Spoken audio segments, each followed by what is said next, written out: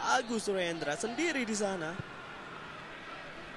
Crossing jarak jauh kali ini Miftahul Hamdi. Herianto umpan Ansanurijal.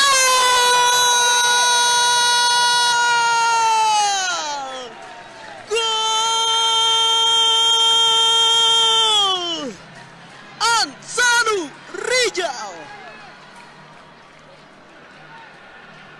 Sebuah gol melalui sundulan.